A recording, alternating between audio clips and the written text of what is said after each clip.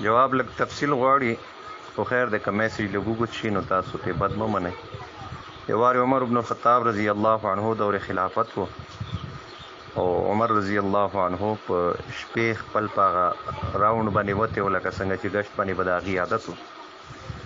نو یو کور خوا کې تېرېدلو چې په هغې کور کې زنانه خپل د خاوند په غیر موجودګۍ کې اشعار لوستل لګیا و. عرب و، هغې د اشعارو ډېر زیات عادت و.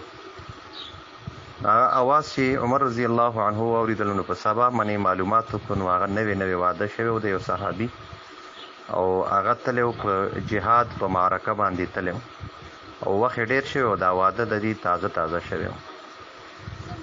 عمر رضی الله عنه بیا معلومات وکړو، نو هغه یې بیا واپس راوغوښتلو او مشوره یې وکړله چې څومره وخت پس زنانه دپاره د سړي کور ته واپس راتلل هغه ضروري دي.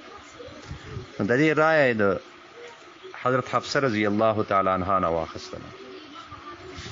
حضرت حفصه رضی الله عنها د رسول الله صلی الله علیه وسلم بیبي ده، او د عمر رضی الله تعالی عنه لور ده.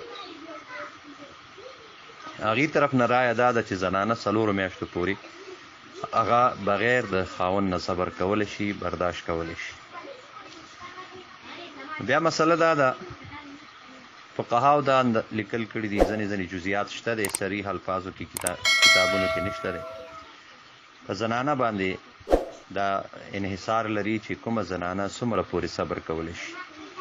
که یو زنانه د ګناه نه بچ کېدی شي د خاوند نه بغیر، او هغه کاله پورې صبر کولی شي، 2 کاله پورې صبر کولی شي، نو بالکل خیر دی. خو که چرتې هغه څومره صبر نشي کولی، مطلب ځواني ده، یا دا ده چې خوراکونه ګرم دي، او یا دا ده چې ګناه کې د پرېوتو یره ده، نو د هغې دپاره بیا څومره چې زنانه اجازت ورکړي، یا عمره به دا سړی بار وخت تېرولی شي، زیات نشي تېرولی. بغیر اجازت نه 4 میاشتو پورې، او اجازت نه علاوه که مطلب زنانه خپل کور والا یو سړي ته اجازت ورکړي چې یاره دومره وخت خیر دی تا ته اجازت دی، نو بیا هغه اجازت موافق. خو بغیر اجازت نه صرف 4 میاشتې تېرولی شي. زمونږ پښتنو رونو ته د الله هدایت وکړي. زمونږ څومره چې پښتانه مسلمانان دي هغې دا خبره ډېره بده مني چې ښځې نه به سړی څنګه اجازت ورکړي. حالانکې شرعي مسله دا ده چې 4 میاشتو پورې بغیر اجازته د ښځې به هر وخت تېرولی شي، او د هغې نه بعد بیا د زنانه اجازت هغه ضروري دی.